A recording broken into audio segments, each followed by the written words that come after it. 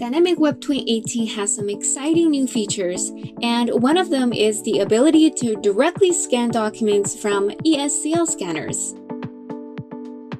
Nowadays, many modern scanners and multifunctional printers support the eSCL protocol. The protocol is a vendor-neutral network protocol that allows driverless scanning via Ethernet, wireless, and USB-connected devices. Dynamic Web TWAIN offers hundreds of APIs to control the communication between eSCL scanners and web browsers on Windows, macOS, and Linux. For Android users, we provide a Dynamsoft Service APK to control the eSCL scanners from a browser. The service provides an HTTP interface for the web app to use.